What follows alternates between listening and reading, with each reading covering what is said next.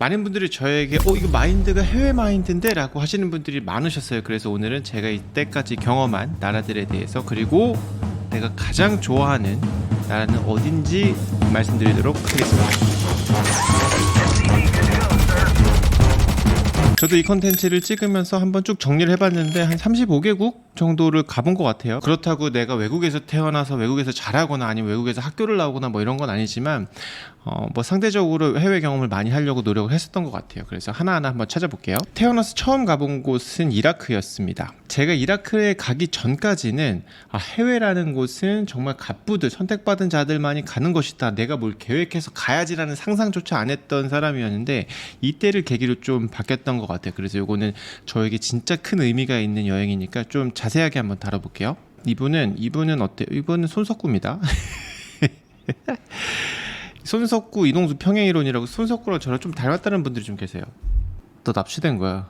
손석구님도 저랑 같은 시기에 이라크 파병을 하셨더라고요. 그래서 이 사진만 보면 누가 손석구인지 누가 저인지 모를 정도로 그 이라크 파병이 1진부터 5진까지 있거든요. 근데 손석구님이 3진이셨대요. 근데 저도 3진이었어요. 그래서 분명히 같은 공간에 있어서 아마 마주쳤을 거라는 생각이 듭니다. 이라크에 가기 위해서는 요 쿠웨이트에 있는 캠프 버지니아라는 미군 캠프에서 3박 4일 정도를 대기를 해야 돼요. 여기 대기하는 모습이 이렇게 돼 있어요. 여기 뭐 자기 자리도 없고 그냥 난민처럼 이렇게 널찍하게 있고 거기에 이제 침대들이 있는 거예요. 근데 여긴 통금 시간, 뭐 점심 밥 먹는 시간 이런 거 없습니다. 그냥 돌아다니면서 그 시간 동안 밥 먹고 어쩌고 저쩌고 뭐 가서 농구하는 데도 있어요. 농구도 하고 구경도 하고 그러다가 C-130이라고 하는 비행기를 타고 이라크 아르빌로 갑니다. 이게 한 20명 정도 타는 비행기인데 이렇게 영화에서 보면 레펠 같은 거 할 때 있잖아요. 그런 것처럼 이렇게 앞을 보고 앉는 게 아니라 서로 마주보고 이렇게 앉아요. 그리고 이렇게 안전벨트 이렇게 탁탁 하고, 그리고 저는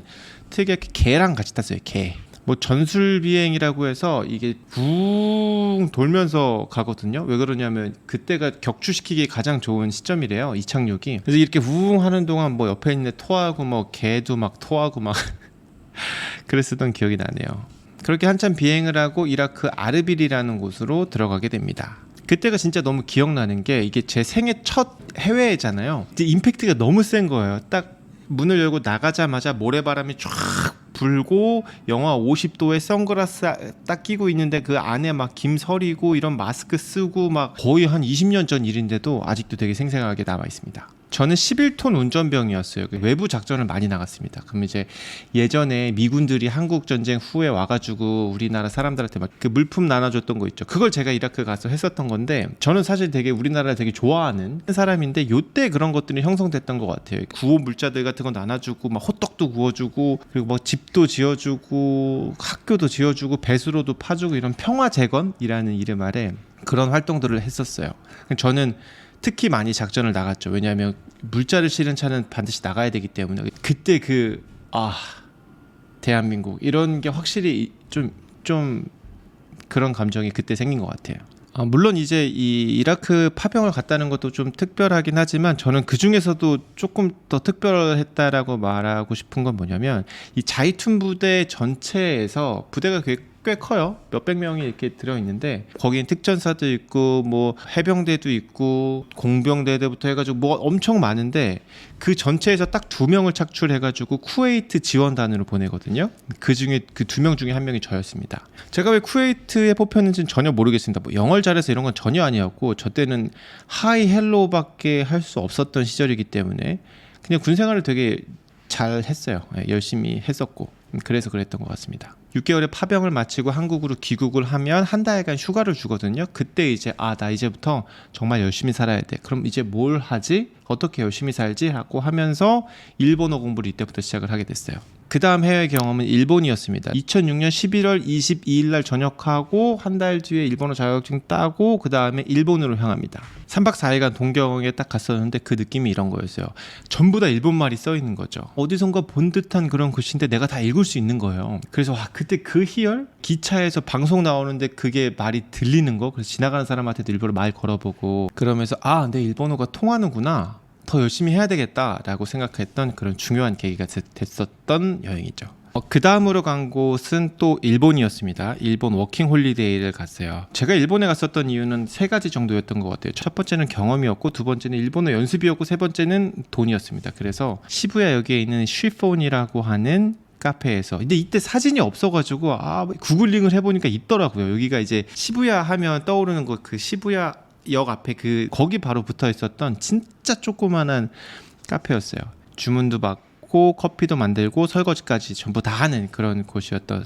이때 당시 받았던 시급이 980엔이었거든요. 근데 제가 검색을 해보니까 2007년 한국 시급이 3,480원 정도였더라고요. 그러니까 3배 정도 차이가 났던 거예요. 20만 엔 정도 들고 왔던 것 같으니까 돈과 경험 모두를 다 벌었던 그런 경험이었습니다. 근데 여기서의 가장 큰 변화는 이거였어요. 근데 이제 외국인이 왔어요. 근데 자기 영어 못한다고 저보고 가서 주문을 받으라는 거예요. 근데 나도 영어 못하는데? 그랬더니, 야, 너 영어 못한다고? 너 영어도 못하는데 왜 일본어는 해? 난 네가 당연히 영어를 할 줄 알았어 라고 이제 이야기를 하고, 저도 좀 현타가 와서 일본어 갖고는 경쟁력이 없겠다, 영어도 잘하고 일본어도 잘해야 경쟁력이 있겠다라는 생각이 들어서 이제 일본어를 그때부터 버리고 바로 영어 공부 시작합니다. 영어 공부는 하고 있는데 어떻게 하면 미국이나 이런 경험을 갈 수 있을까라고 하는 와중에 또 학교에서 해외문화 무슨 탐방 뭐 이런 것이 있었고, 거기 지원해서 또 공짜로 LA에 가게 됩니다. 여기가 이제 학교 프로그램으로 간 거죠. 비행기표, 숙소 뭐 이런 것들이 다 무료였고,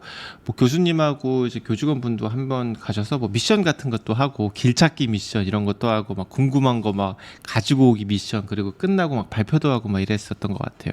여기서의 가장 중요한 것은 뭐였냐면, 내가 그렇게 되게 열심히 공부하고 있었던 시절임에도 불구하고 영어가 들리지 않는구나. 한국에서 외국인하고 이야기를 하는 거랑 미국에서 미국인하고 이야기하는 건 완전 다른 얘기구나 라는 거를 알게 됐었던, 내가 진정한 쪼렙이구나라는 거를 좀 많이 느꼈던, 그리고 난 다시 여기 와야 되겠다라고 생각했던 것 같아요. 그 다음 해외 경험은 태국입니다. 대사협이라고 있어요. 대학생 사회봉사협의회인가? 거기서 하는 건데, 대학생들이 해외 봉사할 수 있도록 이렇게 막 도와주고 하는 거죠. 여기서도 돈은 거의 안 냈던 것 같고, 그리고 한 2주 정도 있었던 것 같습니다. 교환학생을 가기로 확정되고 6개월간 시간이 남아서 그 시간 동안 경험을 쌓자라고 하면서 했던 첫 번째 활동이 태국 봉사활동이었어요. 여기서도 제가 그 이라크에서 했던 거랑 좀 비슷했어요. 뭐 화장실도 지어주고 아이들에게 문화체험 같은 것도 해주고, 막 태권도복 입고 태권도도 보여주고, 칼춤 같은 것도 막 추고, 막 그런 것들을 보여주면서 이때 가장 크게 느꼈던 건 뭐냐면, 해외 봉사활동이나 해외로 대학생들이 나가잖아요. 그러면 구호물자 같은 거를 지원해주는 업체가 꽤 많았어요. 뭐 CJ에서는 막 음식 같은 거 막 지원해주고, 뭐 반크라고 해서 뭐 독도 이렇게 알리는 활동 같은 거 하는 분들도 계시거든요. 그런 분들한테 이야기하면 뭐 티셔츠나 뭐 이런 것들 우리가 현지 가서 나눠줄 수 있을 만한 것들을 많이 지원해줍니다. 그래서 세상엔 이런 것들도 있는 거구나, 이런 기업들도 많구나라는 거를 알게 됐었던 그런 시간이었던 것 같아요. 그렇게 6개월이 흐르고 저는 어디로 갈까요? 바로 미국으로 갑니다. 미국 교환학생 시절입니다. 뭐 거기서도 뭐 사실 뭐 여행 같은 건 거의 안 하고 뭐 공부만 했습니다. 공부만 했고, 거기서 제일 예쁜 애랑 사귀어서 결혼했습니다. 네. 저기 계신 분이 누군지 아시나요? 이분이 김연아, 밴쿠버 동계 올림픽을 같이 봤어요, 둘이. 그래서 금메달 따는 그 순간 와 소리 지르면서 막 껴안고 막 그랬는데, 그때 안 사귈 때인데 그때 왜 껴안았지? 교환학생은 저에게 큰 많은 가치관 형성에 많은 도움을 줬었던 것 같아요. 미국인 룸메이트들이랑 1년간 살았었거든요. 한 번은 여자들이랑 살고 한 번은 남자들이랑 살았는데, 그 파티 문화라든지 아니면 사고 방식이라든지 그게 뭐 미국인을 대표하진 않지만 전반적으로 이렇게 살아가고 있구나라는 걸 알게 됐고, 그리고 나는 한국을 좋아하는 사람이구나, 난 진짜 한국이 좋다라고 더 강하게 생각하게 된 것 같아요. 왜냐하면 뭐 의료 시스템이라든지 뭐 치안이라든지 이런 것들에 대한 것도 있었고, 두 번째는 내가 누군가 이제 친구들하고 이야기를 하는데 파티 같은 데 가, 그러면 걔네가 하는 이야기를 들으려면 엄청 집중을 해야 되는 거예요.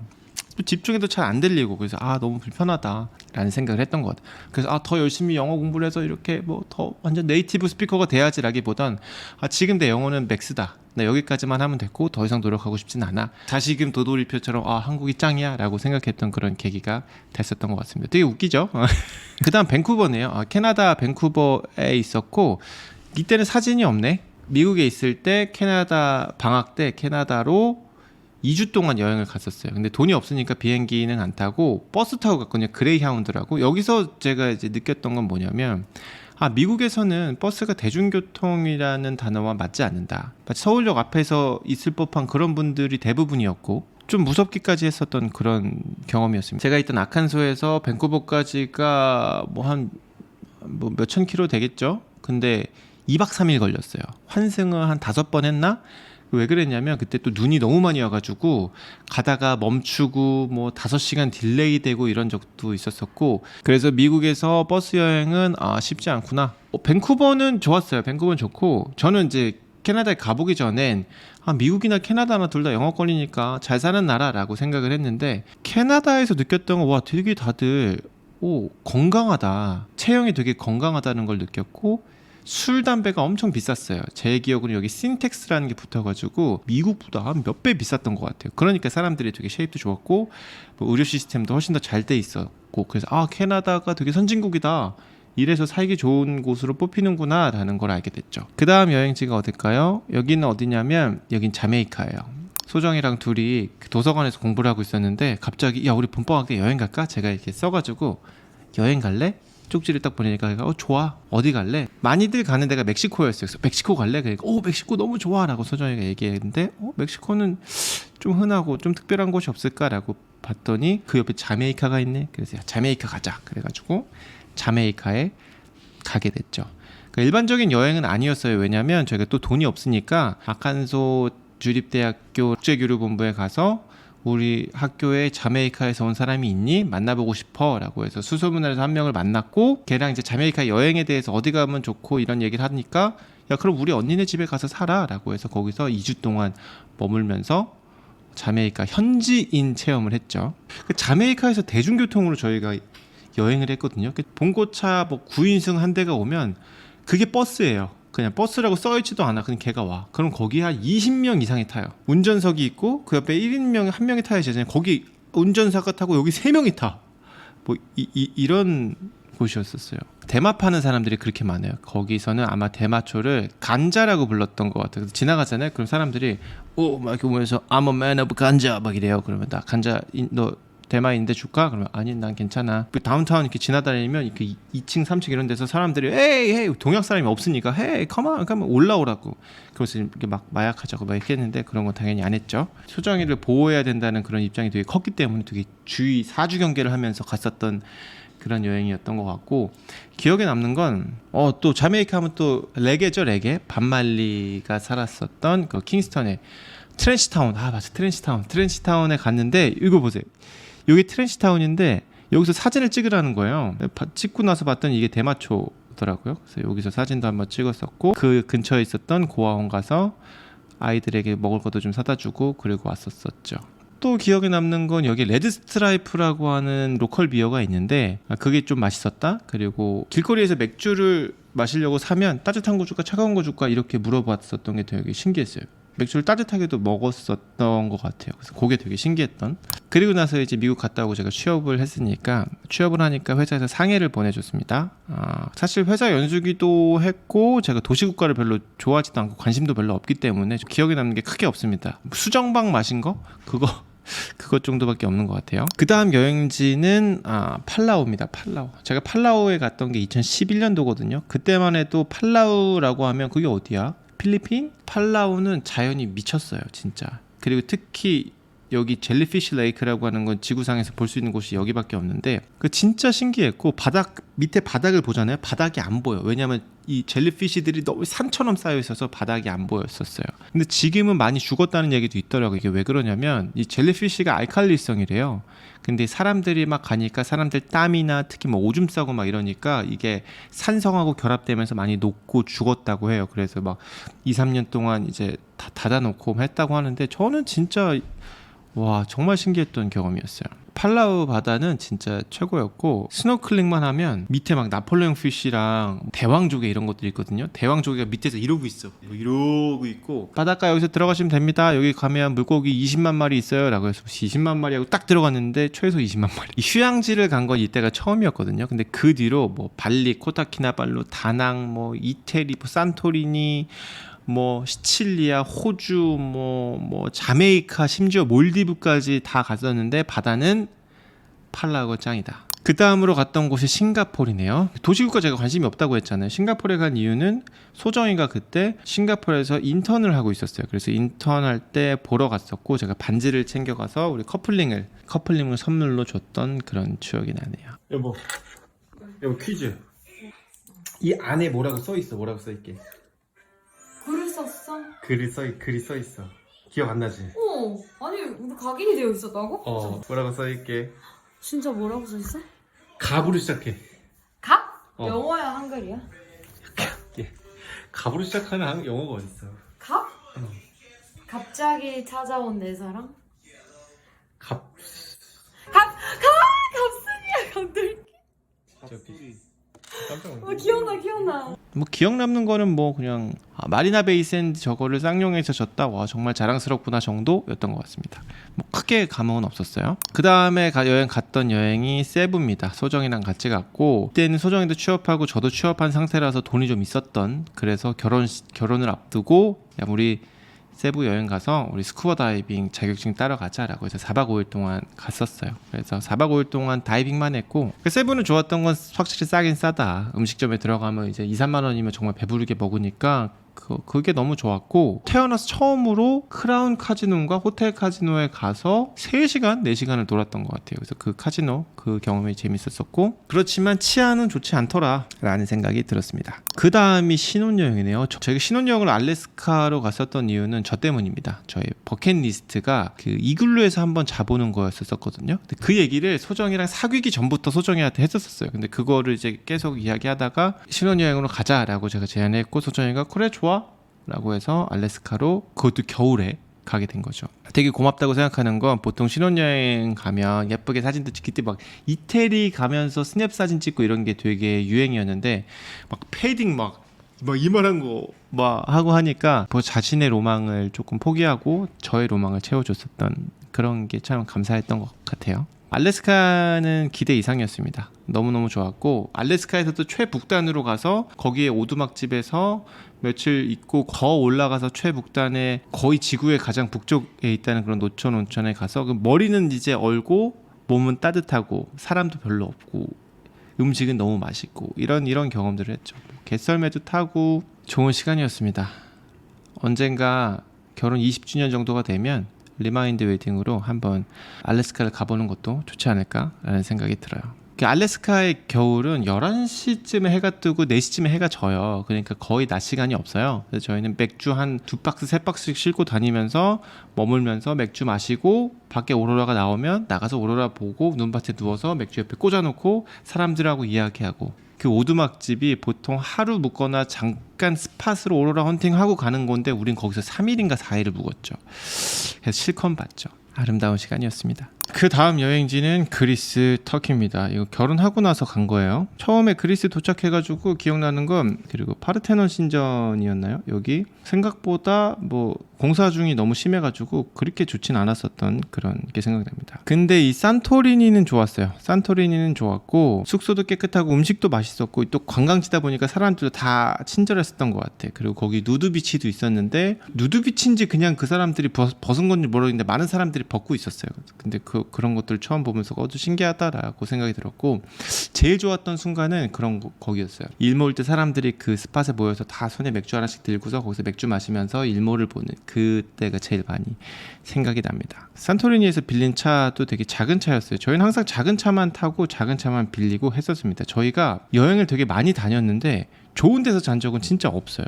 숙소는 진짜 싼 데서 하지만 그 여행 횟수를 되게 많이 가고 경험을 많이 하려고 했었던 그런 성향을 둘 다 동시에 가지고 있었던 것 같아요. 그 다음은 터키였는데, 터키 이제 튀르키예인데 좋아요. 사실 터키 형제의 나라고 볼 것도 많고 음식도 맛있고 한데 사기를 너무 많이 당했어요. 그래가지고 와, 여기는 좀 그렇게 좋은 기억으로 남아있진 않아요. 예를 들면 파무칼레라고 해가지고 진짜 너무 예쁜데 거기서도 좀 사기를 당하고, 파무칼레에 갔더니 너네 카파도키아 갈 거지? 카파도키아 여기서 예약하면 돼. 자기가 예약 다 해줄게 라고 해서 뭐 몇백 유로를 지불했어요. 근데 카파도키아 가니까 예약이 안 돼 있어. 전화하니까 안 받아. 그러니까 카파도키아에서 너네 사기당했어 막 이러고 있고, 이런 게 되게 많았었어요. 그리고 카파도키아에서 이제 우리 있잖아요. 그 열기구 타고 쭉 가는 거, 이게 매일 뜨진 않아요. 1년에 한 200번에서 250번 정도 뜬대요. 바람이 너무 세면 위험해서 정부에서 야 오늘은 띄우지 마라고 한다고 하더라고요. 그래서 저희가 원래 계획이 2박이었어요.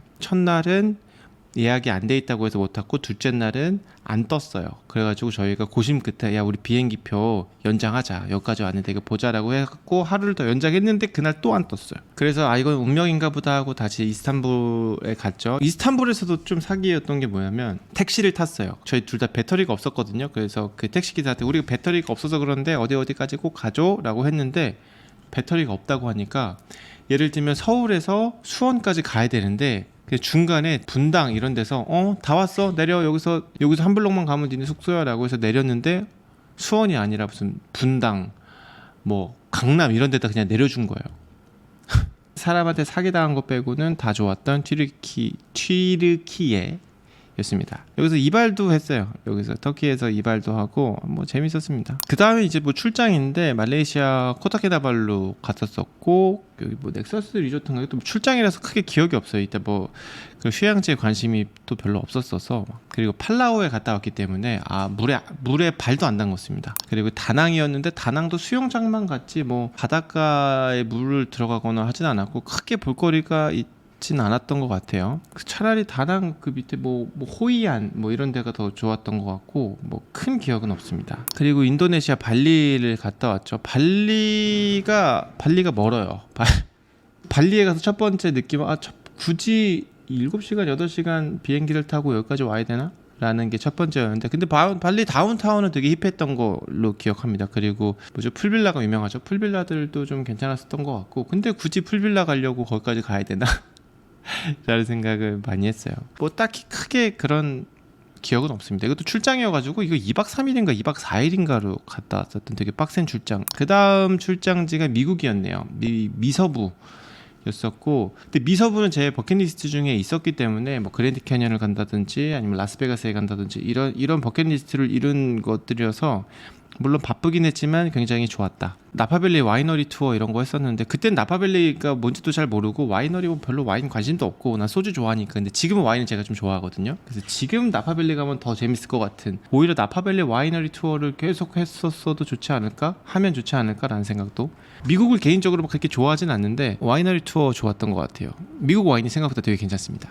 그랜드 캐년이 좋았어요. 그래서 헬기 타고 쭉 가는데 와 진짜 크다. 미국은 진짜 크고 자연도 넓구나. 그러니까 별의별 사람들이 다 있는 거구나. 그 다음으로 출장지는 어딜까요? 몰디브네요. 몰디브는 여기는 휴양지긴 하지만 꼭 한번 가보고 싶었기도 했고 제가 너무 가고 싶어서 만든 출장지였기 때문에 그래서 더 기억이 납니다. 2번 갔어요. 그러니까 이제 왜 사람들이 신혼여행으로 몰디브 가는지 알겠다. 그냥 뭐 할 것도 없고 섬도 되게 조그매요. 조그만 섬들이 뭐 몇백 개 있잖아요. 그래서 섬 한 바퀴 도는데 한 20분 걸리고 수영장 좋고 바닷가 바로 연결돼 있고 올인클루시브니까 뭐 맥주 먹고 맛있는 거 계속 먹고 그러니까 신혼여행으로 가긴 참 좋겠다 라는 생각이 들었어요. 너무 좋았던 거는 여름이었지만 밤에도 후덥지근하지 않았고 시원한 바람이 불었고 모기가 없었어요. 관리가 굉장히 잘 돼 있었던.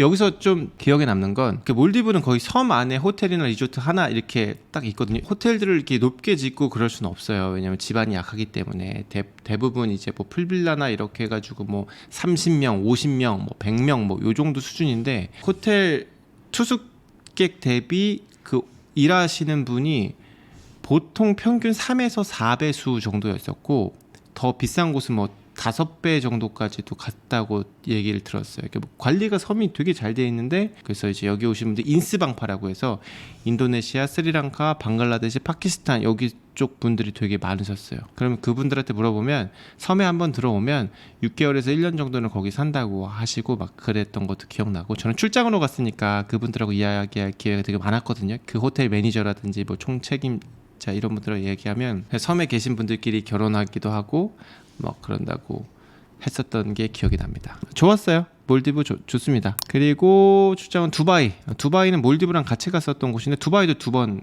갔다 왔네요. 개인적으로 더운 나라를 막 그렇게 좋아하진 않기 때문에 뭐 두바이가 얼마큼 좋았냐라고 해서 딱히 뭐 그렇게 뭐 너무 좋아요 뭐 살고 싶어요 이런 건 전혀 없었고 그냥 돈으로 정말 바른 곳이구나. 모든 게 다 인공으로 만든 곳이구나. 중동의 돈이 진짜 대단하긴 대단하다는 거를 느꼈던 이런 사막에서 그 오프로드 자동차 지프 투어 이런 것들 기억나는데 뭐 또 그런 걸 또 그렇게 좋아하진 또 않아요. 그래서 그 정도? 양고기가 조금 맛있었고, 밥 문화가 되게 유명하잖아요. 아라비안 나이트가 이제 이 중동의 그런 밤 문화잖아요. 사막 한가운데서 이렇게 뭐 이것저것 음식 같은 거 다 이렇게 해놓고 천막 쳐놓고 쇼 같은 거 보여주면 불쇼 같은 거 하는데, 내가 이때까지 본 불쇼가 한 10번 된다 그러면 여기 불쇼가 최고였던 그 정도 기억이 납니다. 왜 또 감흥이 적었냐면, 제가 첫 해외가 이라크였잖아요. 그러니까 사막을 이제 6개월간 사막만 봐왔기 때문에 사막에 대한 그런 게 조금 이제 덜 했었던 것 같아요. 다음은 호주네요. 호주도 출장으로 간 건데, 이때가 우리 소담이가 태어나고 얼마 안 있다여가지고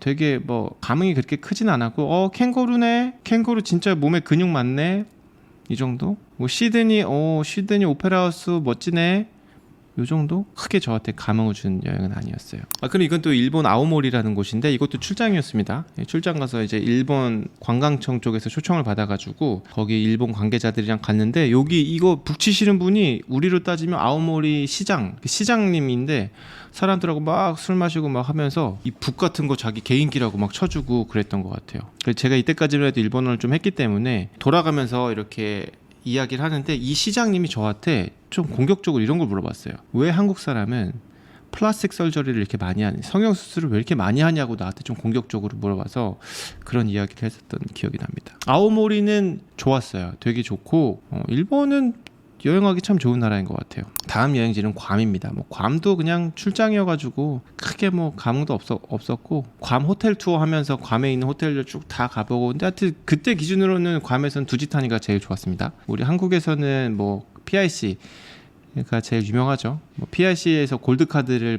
처음 만든 것도 이제 한국 그 GSA라고 총판 분이 만든 건데, 그분이 영업을 되게 잘해요. PIC는 호텔이 좋은 곳은 아닙니다. 그 내부의 그런 프로그램들을 잘 짜는 곳이고, 제일 기억에 남는 건 괌 맥주가 진짜 제 입에 딱 맞았어요. 그래서 괌 맥주를 몇 박스를 사왔거든요. 집에 딱 가보니까, 근데 이렇게 와이프가, 소정이가 자기 동기들을 이랑 술을 마시고 있더라고요. 그래서 거기서 술 같이, 저도 이제 한국 와서 오자마자 짐 풀고 막 마시고 다음날 일어나 보니까 이렇게 되어 있더라고요. 그게 가장 기억에 많이 남습니다. 다음 출장은 이태리였네요. 이것도 출장입니다. 뭐 나폼소라고, 저 나폴리, 폼페이, 소렌토 이쪽 지역 돌고 밀라노까지 가고, 여기 천공의 성 라퓨타라고, 제가 지브리 스튜디오 좋아하는데 거기에 배경이 됐던, 이거 이름 되게 뭐더라? 엄청 긴데, 지나가다가 보면 이렇게 뚝 마을 도시가 있는 곳이 있는데, 이런 것들이 저는 되게 인상 깊었어요. 이태리는 음식이 싸다, 맛있다 정도였던 것 같아요. 제가 갔을 때가 더웠는데, 제가 출장으로 간 거라서 이렇게 막 긴 바지 입고 긴팔 입고 이렇게 있었기 때문에 그렇게 막 좋진 않았어요. 그 다음 출장이 런던 출장이네요. 런던도 출장 2번 정도 갔었던 것 같은데, 이때는 뭐 이제 높으신 분들을, 각 금융권의 대표들을 모시고 가야 됐었던 그런 행사라서 되게 바쁘고 정신 없었던, 그 대신 이제 그런 건 있었죠. 제가 사전 답사 가고 뭐 그때 업체들 만나고 뭐 이러면서 내 평생 한 번도 가보지 못, 앞으로도 못 갈 것 같은 그런 호텔들, 제가 사보이 호텔에서 묵기도 했거든요. 그 옆에 돌체스터라고 하는 그런 호텔들을 다 투어를 다 해보고, 그리고 돌체스터에 있는 레스토랑에서 제가 푸아그라를 태어나서 처음 먹고, 미슐랭 3스타였거든요. 그래서 푸아그라를 먹었는데 진짜 맛없다라는 생각을 했었던, 웬만큼 성공해서는 할 수 없는 그런 경험을 다 했던 것 같아요. 진짜 빡셌지만 좋았던, 나름 의미가 있었던. 그 다음쯤이 네덜란드일까요? 네덜란드 관련된 영상이 제가 되게 많거든요. 그래서 거기 그 영상을 보시면 이제 알 것 같고, 제가 유튜브를 시작하게 된 계기이기도 하고, 제가 소담이를 2년간 키웠었던 정말 좋은 추억을 쌓았었던 곳이죠. 네덜란드에서의 2년이 제 가치관을 가장 많이 바꾼 기간 중에 하나인 것 같아요. 그 가치관이라고 하는 건 양육에 대한 가치관과 삶의 그런 여유로움이라든지 이런 것들의 가치관. 이게 미국식 자본주의랑 유럽식 개인주의라고 해야 되나? 이게 조금 저는 차이가 많이 난다고 생각을 하는데, 저는 유럽식이 훨씬 더 맞는 사람이었고, 이제까지 전체 국가 중에 여기서 한번 뭐 좀 살아보고 싶다, 여기서 살고 싶다라는 데가 별로 없거든요. 근데 내가 네덜란드에서만큼 한 10년 정도는 살 수 있겠다는 생각을 하고 있어요. 제 기준으로는 지구에서 가장 살기 좋은 나라일 수도 있겠다라는 생각을 하고 있습니다. 그 다음은 파리입니다. 파리는 한 3-4번 간 것 같아요. 파리는 3-4번 가족끼리도 가고, 저희 형과 엄마와 같이 이제 파리 여행을 갔었었죠. 파리를 그렇게 좋아하진 않습니다. 파리는 뭐 그냥 그냥 파리는 파리, 뭐 치안도 별로 안 좋고 유모차 끌고 다니고 이러기가 좋지 않아요, 별로. 그래서 그런 부분이 조금 별로였던.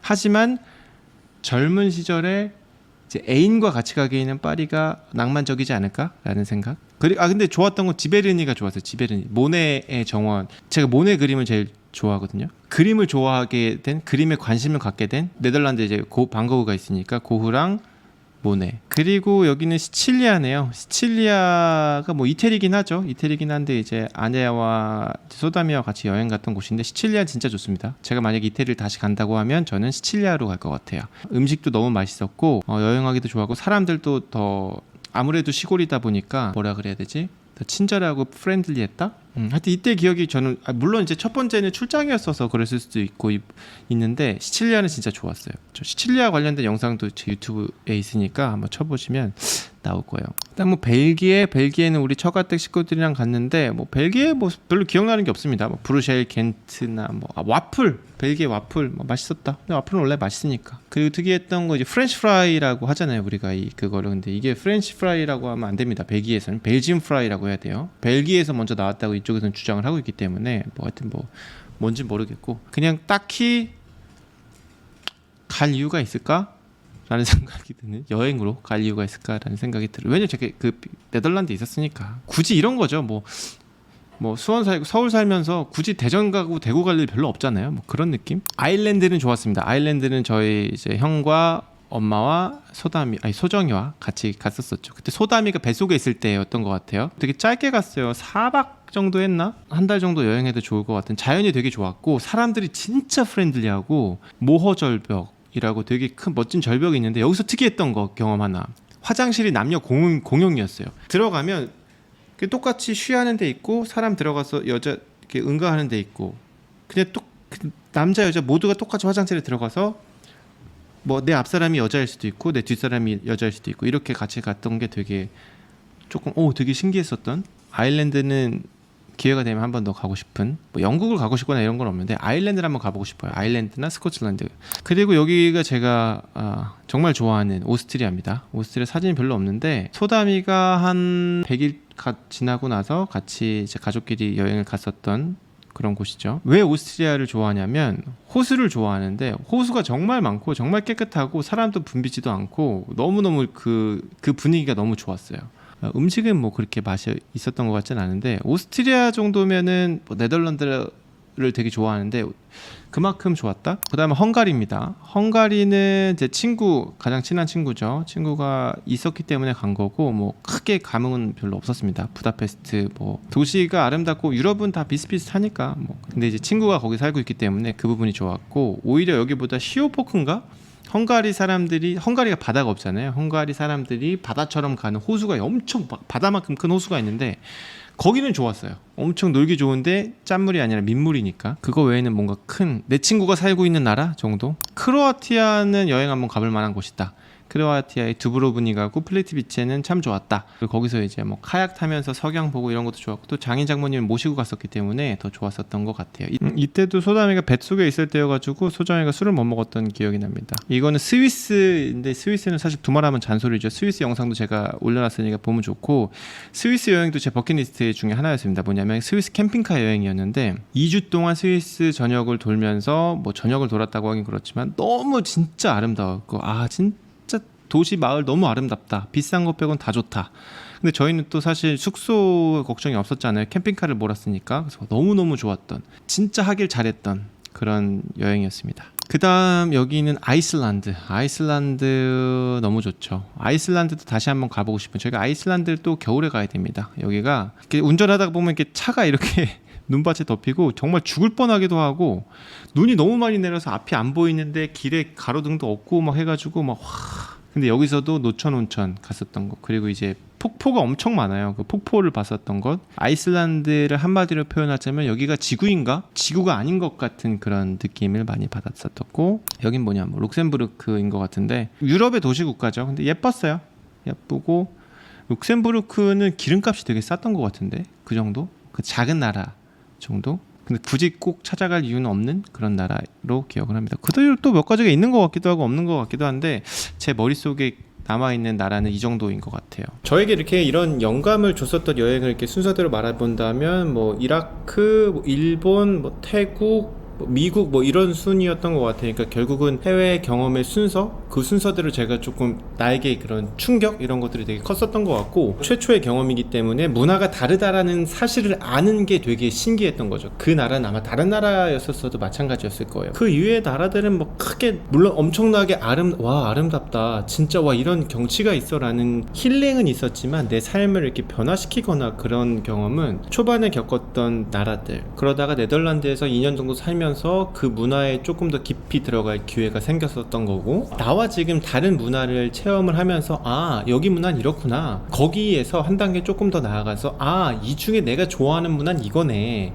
아 이건 이렇게 해도 되는 거네, 저는 그 중에 제가 원했던 것을 난 이거 괜찮은 것 같아 라는 것도 좀 취사 선택해서 내 안에 심으려고 노력했었던 것 같아요. 뭐 예를 들면 해변에서 옷 벗고 이렇게 하는 거 되게 이상할 것 같은데 누드비치는 있네, 아 여기선 괜찮은 거구나, 그래 이게 거부감이 있나? 난 거부감이 없는데 괜찮은데? 그리고 이 나라는 교육을 이렇게 시키는구나, 근데 이 교육 방식이 나랑은 더 맞는 것 같네, 이러면서 내가 좋아하는 것들을 취사 선택할 수 있었던 것 같아요. 그거는 비단 문화뿐만이 아니라 뭐 말하는 방법, 상대방을 대하는 방법, 이런 것들. 그러니까 내가 한국에서 내가 좀 틀린 사람처럼 잘못된 사람처럼 보일 수는 있겠지만, 이게 세계적으로 보면, 더 큰 시야로 보면 내가 잘못된 건 아니겠구나, 법을 어기지 않는 선에선 다 괜찮은 게 아닐까? 라는 생각이 들었던 것 같아요. 그리고 이런 경험을 통해서 느낀 거는 아 진짜 한국이 좋다 라는 것이었어요. 뭐 스위스처럼 막 기막힌 그런 풍경도 아니고, 몰디브 바다처럼 막 미친듯이 릴렉스 뭐 이런 것도 아니고, 뭐 동남아 어느 나라처럼 이렇게 물가가 싸서 마음껏 뭐 돈을 쓰면서 쓸 수 있는 그런 것도 아니지만, 저는 제가 한국을 가장 좋아한다는 걸 알게 된 거예요. 제가 한국을 좋아하는 이유는 아무래도 첫 번째는 언어이지 않을까라는 생각을 해요. 제가 영어를 아무리 잘하려고 노력한다고 해도 난 네이티브 스피커가 아니고, 네이티브 스피커가 아니란 얘기는 누군가가 이야기를 할 때 그 사람이 아니라 이 사람이 무슨 말을 하는지 이 언어에 집중을 해야 되는 게 전 좀 싫더라고요. 그러니까 얘네가 하는 말을 알아듣기 위해서 노력을 해야 돼. 근데 한국은 저기서 누가 막 이야기하는 것도 자연스럽게 이게 들리고 하잖아요. 그래서 이런 편안함이 좀 좋다 그럴까? 예전에는 좀 달랐어요. 예전에는 내가 모르는 언어를 하는 곳에 가서 사람들이 와 이야기하고 나도 거기 가서 한국말 내 마음대로 막 해도 사람들이 무슨 말인지 못 알아듣고 이런 것들이 좋았는데, 그걸로 평생 그렇게 살고 싶진 않다. 물론 여행 가는 게 싫다는 게 아니라 내가 가장 좋아하고 평생 살 곳은 한국이 확실하다라는 것을 이제 명확하게 알게 된 거죠. 그리고 두 번째로 한국을 좋아하게 된 이유는 이 추억입니다. 추억. 제가 지금 올해 40살인데 40살은 어떻게 보면 내가 살아온 날과 앞으로 살아갈 날의 중간 정도가 되거든요. 물론 어렸을 때는 앞만 보고 뭐 살아온 날 됐고 앞만 보고 가겠어 하면서 되게 난 노력이야 이렇게 했었는데, 언제까지 우리가 앞만 보고 살 수는 없잖아요. 이제 막 80, 90 됐는데도 앞만 보고 산다, 그런 분들도 리스펙이지만 저는 그렇진 않거든요. 이제는 좀 내가 살아온 것도 뒤돌아보면서 나랑 같이 살아온 사람들과 같이 이제 주위도 좀 둘러보면서 살고 싶다. 그래서 내가 해외에 나가서 한평생을 산다? 저는 잘 상상이 되진 않아요. 그리고 세 번째가 이 한국의 치안이라든지 뭐 음식이라든지 계절이라든지 이런 것들. 전 한국에 있는 대부분의 것을 좋아합니다. 경치 같은 것도 되게 좋아하고 산도 엄청 많고. 좋아하는 걸 찾기보다 싫은 것을 찾는 게 더 빠를 것 같아요. 싫은 거는 한국의 교육은 좀 싫어하는 편이고, 그리고 뭔가 이런 세대 간의 갈등 이런 건 어디든지 있지만 그래도 좀 싫어하는 편인 것 같아요. 그거 외에는 뭐 대부분 한국을 좋아하는 편입니다. 단순히 오늘은 이제 해외여행이라는 주제를 가지고 내가 좋아하는 나라, 내가 좋아하는 취향을 이야기했지만, 이 경험이라는, 어쨌든 해외 경험도 경험이잖아요. 그래서 많은 경험이 주는 이점은 그 경험을 통해서 새로운 것을 알게 되고 만나게 되고 보게 되고, 한 단계 더 나아가면 그런 것들을 통해서 아 내가 이런 취향이구나, 아 난 이쪽이 더 맞구나 라는 것을 이렇게 뽑아서 내 안에 나를 탄탄하게 만들어가는, 그래서 경험이 중요한 게 아닐까라는 생각이 듭니다. 오늘의 결론은 그러니까 꼭 이게 해외여행을 통해서 막 경험을 쌓으세요 이게 아니라, 경험엔 진짜 여러 가지 종류가 있죠. 음식 경험도 될 수도 있고, 영화를 여러 가지를 보는 것도 경험이 될 수도 있고, 여러 가지 사람을 만나는 것도 경험이 될 수 있는데, 그런 경험을 통해서 여러분들만의 내 취향은 이런 거야, 난 이게 좋아 라는 그런 취향을 찾았으면 좋겠다는 반말이고 좋겠습니다. 긴 영상 시청해주셔서 감사하고, 영상이 마음에 드셨다면 구독과 좋아요 부탁드리고, 저는 다음에 더 좋은 영상으로 찾아오겠습니다. 감사합니다.